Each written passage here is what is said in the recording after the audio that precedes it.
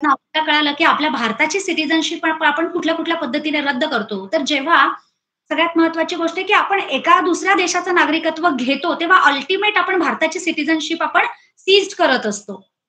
त्याचबरोबर जेव्हा आपले अलाइन एनिमी आहेत, अलाइन एनिमी म्हणजे भारताचे जे शत्रू राष्ट्र असतात आणि अलाइन एनिमी हे नेहमी फक्त जोपर्यंत 2 देशांमध्ये युद्ध चालू आहे, तोपर्यंतच ते अलाइन एनिमी असं त्यांना म्हटलं जातं. आणि जेव्हा युद्ध संपतं, तेव्हा अलाइन एनिमी हे सुद्धा जे काही स्टेटस आहे, ते सुद्धा सीज्ड होऊन जातं आणि पुन्हा ते एक नॉर्मलच त्यांचे आपले संबंध तयार होतात. हेही तितकंच महत्वाचं आहे.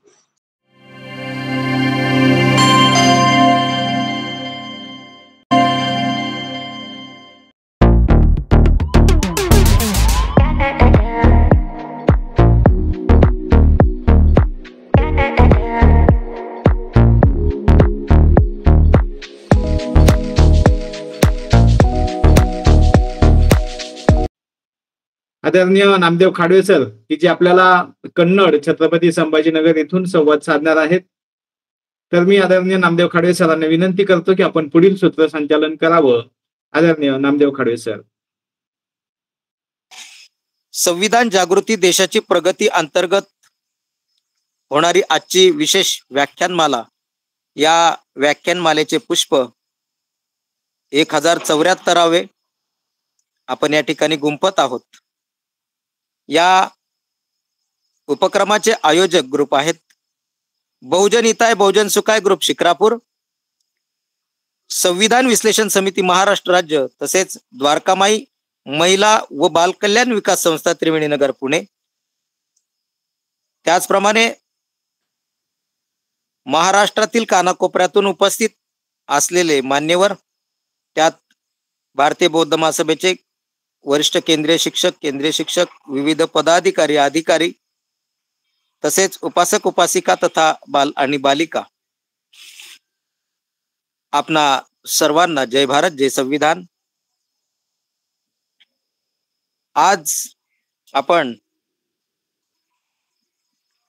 आदरणीय प्रज्ञाताई अंबादास शेजवळ, ज्या नाशिक मधून आहेत, अनेक डिग्र्या त्यांच्या नावासमोर आहेत, ॲडव्होकेट प्रज्ञाताई, ज्यांचं आज आपल्या या उपक्रमामध्ये सहर्ष स्वागत. अनुच्छेद 12 पासून पुढे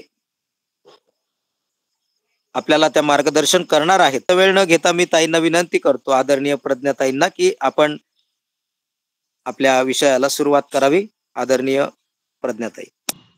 आपण पुन्हा एकदा संविधान इथे बघणार आहोत आणि विशेष म्हणजे आपण संविधानाचं प्रत्येक कलम किंवा प्रत्येक आर्टिकल नुसतं ऐकत नाही आहोत किंवा बघत नाही आहोत, तर हे आपण एक प्रकारे शिकतो आहोत हे लक्षात घ्या, की आपण जणू काही तुम्ही कॉलेजमध्ये आहात, तुम्ही शाळेमध्ये आहात आणि इथे आपल्याला संविधान शिकवलं जातंय आणि मग ते संविधान शिकत असताना कोणत्या आर्टिकलमध्ये काय म्हटलेलं आहे हे आपण इन डिटेलमध्ये बघतोय.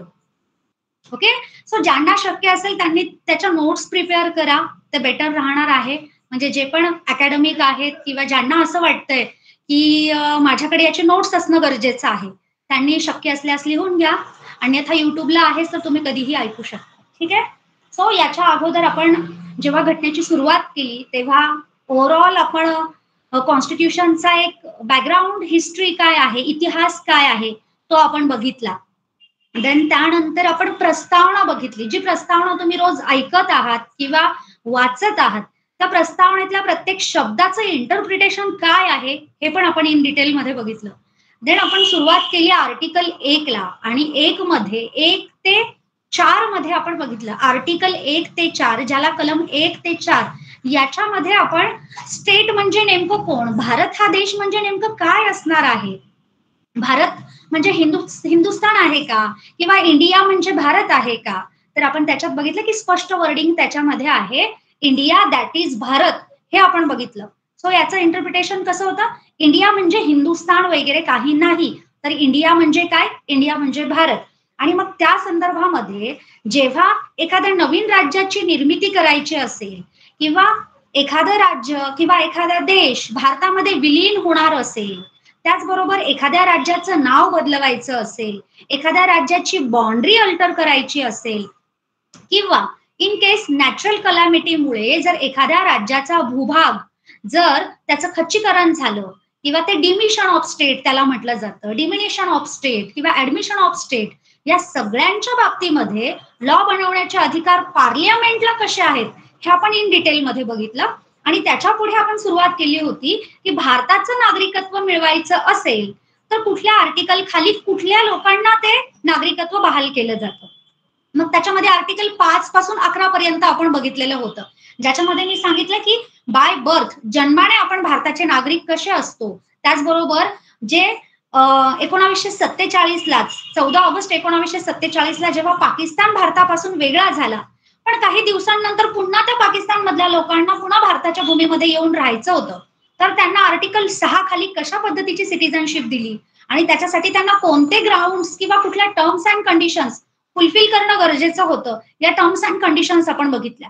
त्याचबरोबर एखादा नागरिक भारतात जन्माला आलेला आहे पण तो अमेरिका किंवा इतर कुठल्या तरी आउट ऑफ स्टेट तो सेटल झाला आणि त्याच्या मुलांना, जी तिथे त्याची मुलं जन्माला आली, त्याच्या मुलांना जर इन फ्युचरमध्ये भारतात यायचं असेल तर त्यांना तिथलं नागरिकत्व, परत भारताचं नागरिकत्व मिळवायचं असेल तर त्यांना कोणत्या टर्म्स अँड कंडिशन्स फॉलो करावे लागणार आहेत हे पण आपण बघितलं.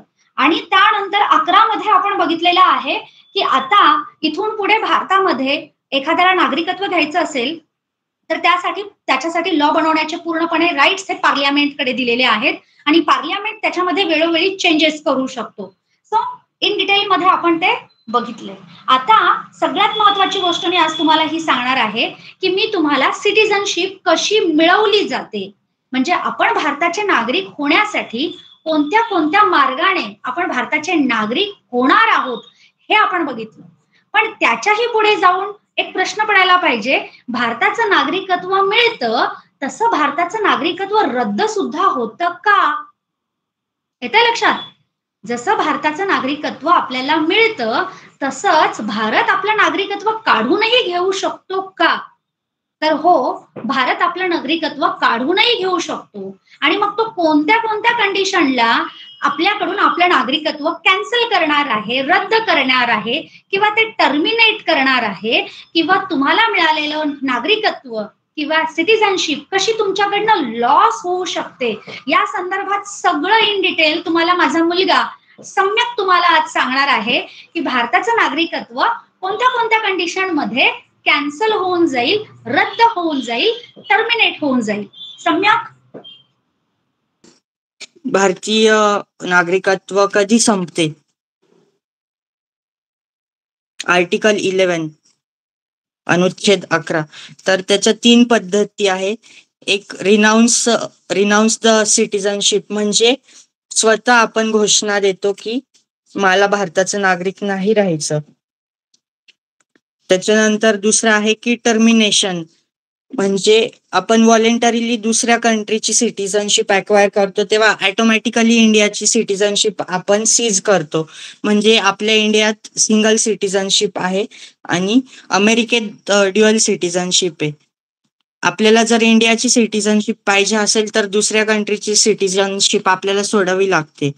आणि तिसरं आहे की गव्हर्नमेंट आपल्याकडून आपलं नागरिकत्व कधी काढून घेतो, तर त्याचे काही ग्राउंड्स आहेत, 5 त्याचे कारण आहेत.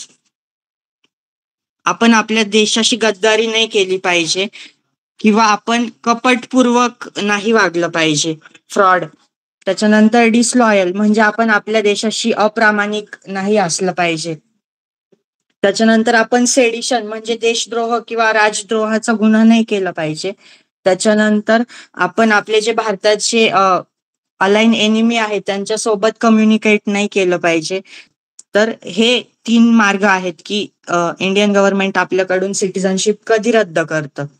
त्याच्यातनं आपल्याला कळालं की आपल्या भारताची सिटिझनशिप आपण कुठल्या कुठल्या पद्धतीने रद्द करतो. तर जेव्हा सगळ्यात महत्वाची गोष्ट आहे की आपण एका दुसऱ्या देशाचं नागरिकत्व घेतो तेव्हा अल्टिमेट आपण भारताची सिटिझनशिप आपण सीज करत असतो. त्याचबरोबर जेव्हा आपले अलाइन एनिमी आहेत, अलाइन एनिमी म्हणजे भारताचे जे शत्रू राष्ट्र असतात, आणि अलाइन एनिमी हे नेहमी फक्त जोपर्यंत 2 देशांमध्ये युद्ध चालू आहे तोपर्यंतच ते अलाइन एनिमी असं त्यांना म्हटलं जातं. आणि जेव्हा युद्ध संपतं तेव्हा अलाइन एनिमी हे सुद्धा जे काही स्टेटस आहे ते सुद्धा सीज्ड होऊन जातं आणि पुन्हा ते एक नॉर्मलच त्यांचे आपले संबंध तयार होतात. हेही तितकंच महत्वाचं आहे. सो शत्रू राष्ट्रांशी जर आपण कुठला व्यापार व्यवहार करत असू युद्धाच्या दरम्यानच्या काळात, त्यावेळेला सुद्धा आपली सिटिझनशिप ही काढून टाकली जाते किंवा ती रद्द केली जाते, सीज्ड केली जाते. ठीक आहे. इथून पुढे आता आपण बघणार आहोत आर्टिकल 12, आर्टिकल 12 ज्याला आपण म्हटलेलं आहे. हे सगळ्यात महत्वाचं आर्टिकल आहे, कारण आर्टिकल 12 पासून 35 पर्यंत फंडामेंटल राईट्स दिलेले आहेत. आणि मी तुम्हाला याच्या आधी सांगितलं की 2 प्रकारचे राईट्स असतात. एक असतो लीगल राईट किंवा त्यालाच आपण कॉन्स्टिट्यूशनल राईट असं सुद्धा म्हणतो, आणि दुसरे असतात ते म्हणजे फंडामेंटल राईट. आणि फंडामेंटल राईट्स हे असे राईट्स असतात जे आपल्याला बाय बर्थ जन्माने मिळत असतात, किंवा त्याला आपण नॅचरल राईट सुद्धा म्हणतो. आणि हेच राईट्स ह्युमन राईट्स मध्ये सुद्धा देण्यात आलेले आहेत, की या जगाच्या पाठीवर कुठेही तुम्ही जन्माला आलात तर एक माणूस म्हणून जगण्यासाठी या हक्कांची, या अधिकारांची आपल्याला गरज असतेच.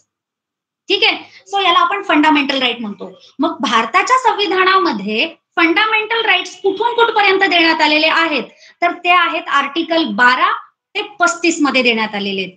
मग आर्टिकल 12 हे सगळ्यात महत्वाचं आर्टिकल याच्यात दिलेलं आहे, ज्याच्यामध्ये आपल्याला स्टेट म्हणजे नेमकं काय हे सांगितलेलं आहे. याच्या अगोदर आपण जे स्टेट बघितलं आर्टिकल 1 ते 4 मध्ये, त्याच्यात आपण भारताची भूमी काय असेल, भारतात राज्य कसे असतील, त्याचबरोबर केंद्रशासित प्रदेश कसे असणार आहेत, अल्टरेशन ऑफ बाउंड्रीज काय असतील, नाव बदलायचं असेल तर पार्लमेंटला कसे राईट्स आहेत लॉ बनवण्याचे, हे सगळं आपण 1 ते 4 मध्ये बघितलं. पण आर्टिकल 12 प्रमाणे जे स्टेट बघायचं आहे ते पूर्णपणे वेगळं आहे. ठीक आहे. ते स्टेट म्हणजे काय, ज्याला आपण सरकार म्हणणार आहोत, ज्याला आपण गव्हर्नमेंट म्हणणार आहोत, ते आर्टिकल 12 मध्ये दिलेलं आहे.